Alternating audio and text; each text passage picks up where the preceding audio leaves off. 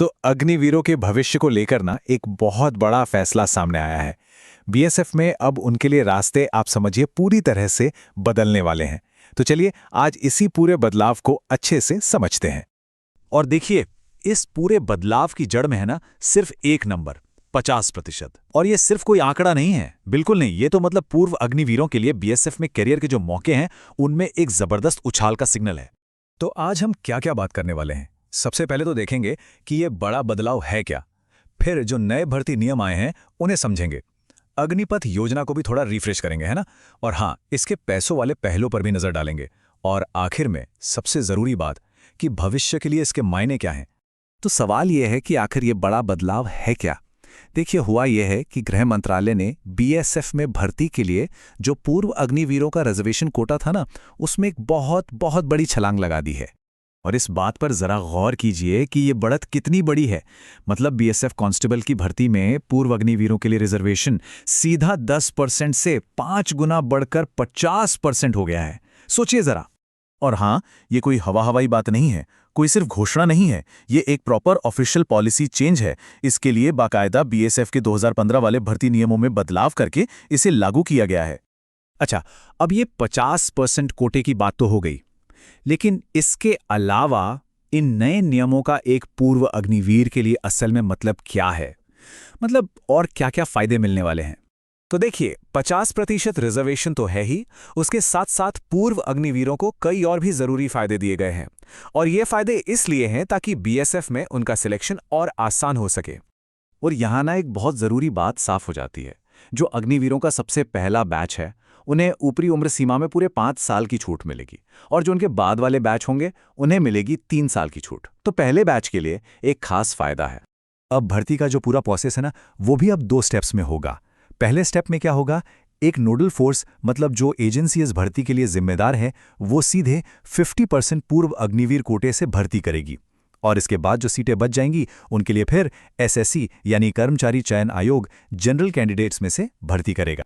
अब ये समझने के लिए कि बीएसएफ का ये फैसला आखिर इतना बड़ा क्यों है, पता है क्या जरूरी है? जरूरी है कि हम एक बार अग्निपथ योजना को थोड़ा सा रिफ्रेश कर लें, है ना। तो जैसा कि हम सब जानते हैं, 2022 में ये योजना लॉन्च हुई थी। इसके तहत आर्मी, नेवी और एयरफोर्स में अग्निवीरों की भर्ती होती है, और वो भी 4 साल के एक फिक्स स्ट्रिंग के लिए। तो होता यह है कि एक अग्निवीर की सर्विस 4 साल की होती है। इसके बाद उनकी परफॉर्मेंस के आधार पर उनमें से सिर्फ 25% को ही परमानेंट सर्विस का मौका मिलता है। बाकी के जो 75% है, उन्हें वापस सिविलियन जिंदगी में लौटना पड़ता है। और बस यहीं पर बीएसएफ जैसे मौके बहुत बहुत ज्यादा जरूरी हो जाते हैं। अच्छा, अब बात करते हैं पैसों की। अग्निपथ योजना का एक बहुत ही इंपॉर्टेंट हिस्सा इसका फाइनेंशियल स्ट्रक्चर भी है। तो देखिए, सैलरी हर साल बढ़ती जाती है, और हर महीने की सैलरी का 30% हिस्सा एक कॉर्पस फंड में जाता है। और सबसे मजेदार बात क्या है, जितना पैसा अग्निवीर की सैलरी से कटता है ना, ठीक उतना ही पैसा सरकार भी अपने तरफ से उस फंड में डालती है।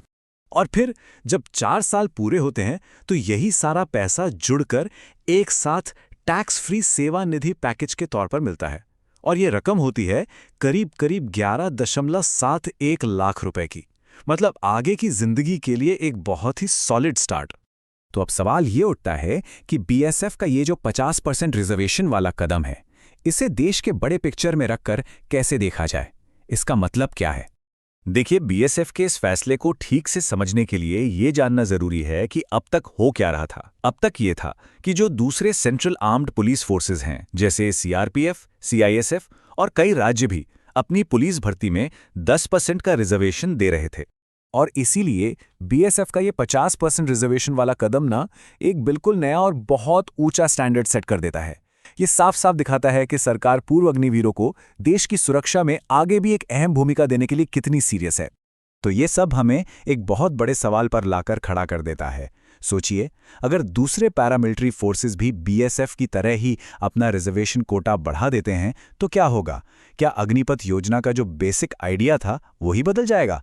क्या ये सिर्फ सेना में 4 साल की सर्विस नहीं रहेगी, बल्कि देश के सारे सिक्योरिटी फोर्सेस के लिए एक प्राइमरी भर्ती का रास्ता बन जाएगी। सोचने वाली बात है ना। ऐसी ही और जानकारी के लिए सब्सक्राइब कीजिए ऑल कैन स्टडी को। Thank you. चलिए अब मिलते हैं अगले वीडियो। ऐसी ही जानकारी के लिए सब्सक्राइब कीजिए ऑल कैन स्टडी को। Thank you. चलिए नेक्स्ट वीडियो पर मिलते हैं।